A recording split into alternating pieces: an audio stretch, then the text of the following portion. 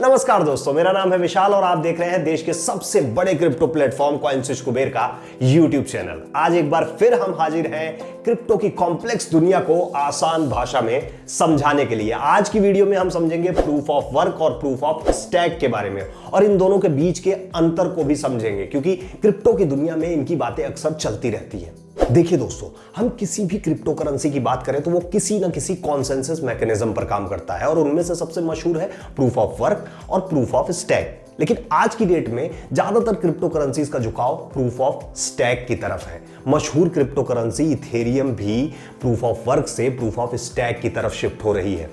ऐसे में यह जानना जरूरी हो जाता है कि प्रूफ ऑफ वर्क और प्रूफ ऑफ स्टैक काम कैसे करते हैं। इनसे जुड़े छोटे बड़े टर्म्स को भी आज समझेंगे, जैसे क्रिप्टो माइनिंग क्या होती है, ट्रांजैक्शन को वैलिडेट करना क्या होता है, माइनिंग पूल किसे कहते हैं, स्टैकिंग पूल क्या होता है, ये सब जानेंगे। लेकिन इसे समझने के लिए आपको वीडियो आखिरी तक देखनी पड़ेगी। और हाँ, शुरू करने से पहले आपको एक छोटा सा काम करना है। जी हाँ, सही समझे आप, हमारे YouTube चैनल कॉइनस्विच कुबेर को सब्सक्राइब करके घंटा बजा दीजिए ताकि हमारी जब भी कोई नई वीडियो आए आपको तुरंत मिल जाए।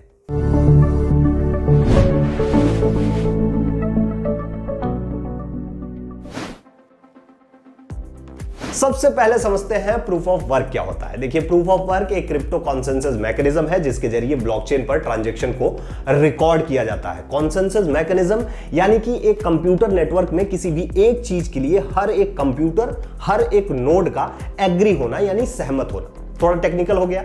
एक बिटकॉइन के ट्रांजैक्शन का एग्जांपल लेते हैं और आपको आसान भाषा में समझाते हैं।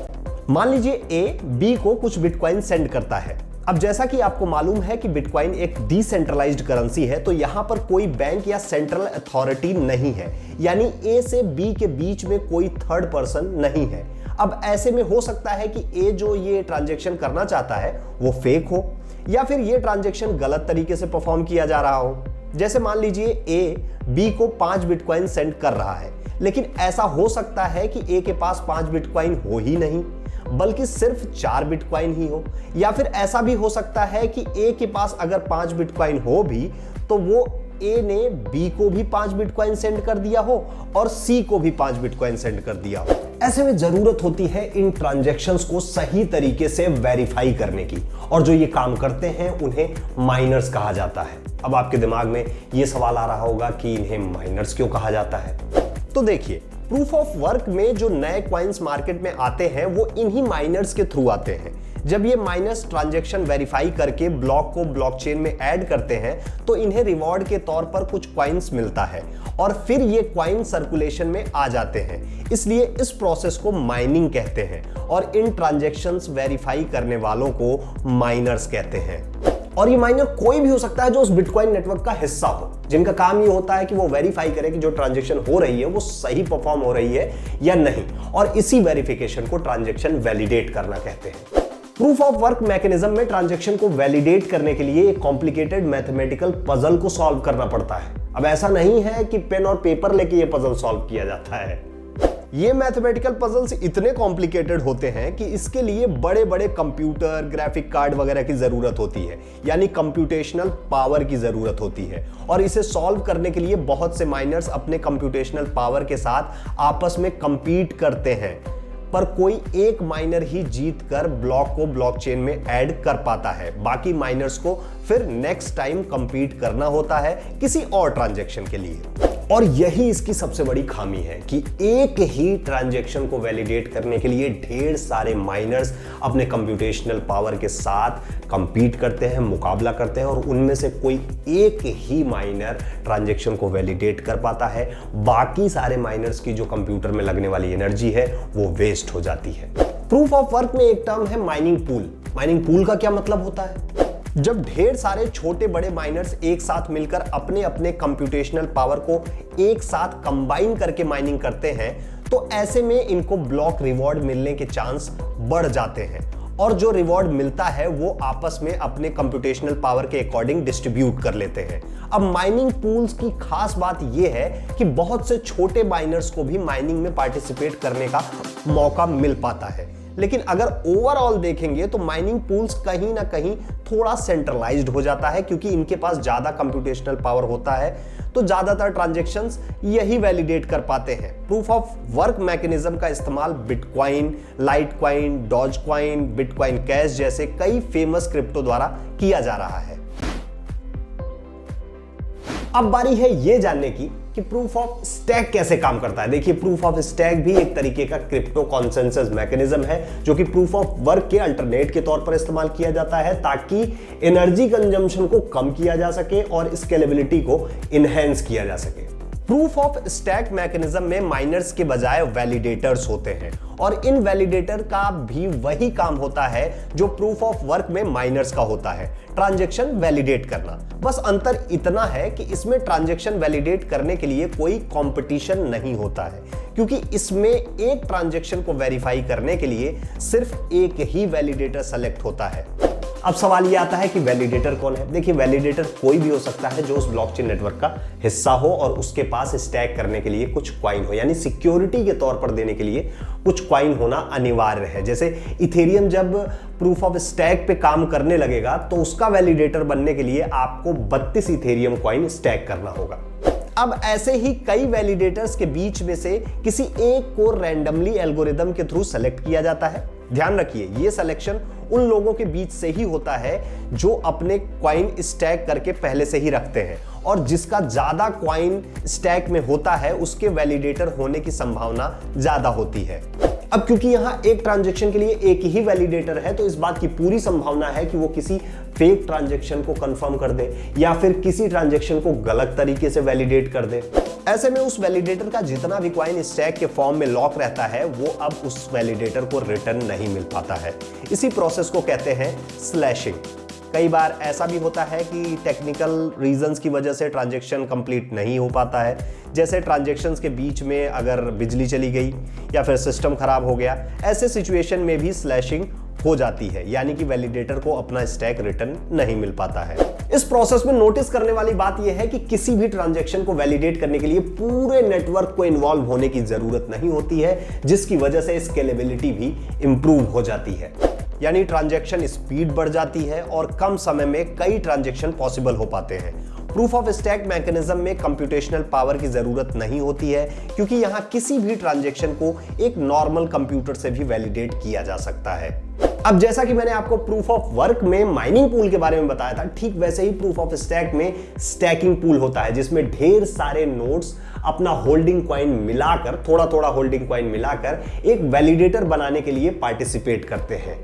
देखिए, स्टैकिंग पूल के भी अपने एडवांटेज और डिसएडवांटेज हैं। जैसे एडवांटेज ये है कि स्टैकिंग पूल्स की मदद से उन लोगों को भी ट्रांजैक्शन वैलिडेशन में पार्टिसिपेट करने का मौका मिल पाता है जिनके पास स्टैक करने के लिए उतना कॉइन नहीं होता है जितना कि एक वैलिडेटर बनने का मिनिमम रिक्वायरमेंट है। कहने का मतलब ये है कि अगर किसी के पास कम कॉइन भी है तो वो किसी स्टैकिंग पूल को ज्वाइन करके ट्रांजैक्शन वैलिडेशन में पार्टिसिपेट कर सकता है।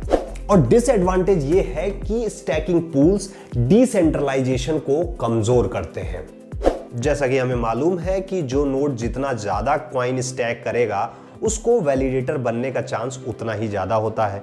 ऐसे में स्टैकिंग पूल्स के थ्रू ज्यादा से ज्यादा लोग मिलकर अपने होल्डिंग कॉइन को कंबाइन करके ज्यादा से ज्यादा स्टैक करेंगे और आसानी से वैलिडेटर के लिए सेलेक्ट हो पाएंगे। अब तक हमने जाना कि प्रूफ ऑफ वर्क और प्रूफ ऑफ स्टैक काम कैसे करते हैं। आइए अब जानते हैं कि इन दोनों के बीच में अंतर क्या है। देखिए, सबसे पहला अंतर यह है कि प्रूफ ऑफ वर्क में अगर आप शुरुआत करना चाहते हैं तो आपके पास अच्छी खासी इन्वेस्टमेंट होनी चाहिए, कंप्यूटर हार्डवेयर खरीदने पड़ेंगे, महंगे महंगे ग्राफिक कार्ड खरीदने पड़ेंगे। लेकिन प्रूफ ऑफ स्टैक में ऐसा नहीं है। आप मिनिमम स्टैकिंग वैल्यू जो होती है उसके साथ भी शुरुआत कर सकते हैं। लेकिन अगर वो भी नहीं है आपके पास तो भी आप थोड़े अमाउंट से स्टैकिंग पूल का हिस्सा बन के शुरुआत कर सकते हैं।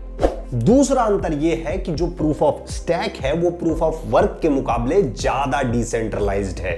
ऐसा इसलिए है क्योंकि प्रूफ ऑफ स्टैक में स्टैकिंग करना बहुत आसान काम है और स्टैकिंग पूल की हेल्प से तो और भी आसान है। ऐसे में ज्यादा से ज्यादा लोग इसमें पार्टिसिपेट करके वैलिडेटर बन सकते हैं, लेकिन प्रूफ ऑफ वर्क में माइनिंग के लिए ज्यादा इक्विपमेंट की जरूरत होती है, जिसकी वजह से इसमें सिर्फ वही लोग कंपीट कर पाते हैं जिन लोगों के पास ज्यादा कंप्यूटेशनल पावर होता है। इसलिए प्रूफ ऑफ वर्क में ज्यादा बड़े इंस्टीट्यूशंस ही पार्टिसिपेट कर पाते हैं और ऐसे में यह कहना गलत नहीं होगा कि प्रूफ ऑफ वर्क में माइनिंग डिसेंट्रलाइजेशन को कमजोर करती है।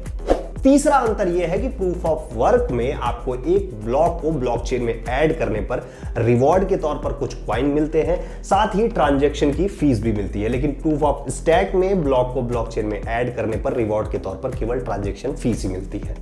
चौथा और सबसे बड़ा अंतर जिसकी वजह से ये टॉपिक हमेशा चर्चा में रहते हैं, जो है एनर्जी कंजम्पशन। अब जैसा कि हम लोग जानते हैं कि प्रूफ ऑफ वर्क मैकेनिज्म में ढेर सारे माइनर्स अपने कंप्यूटेशनल पावर के साथ आपस में कंपटीशन करते हैं और किसी एक को ही ट्रांजैक्शन वैलिडेट करने का मौका मिल पाता है।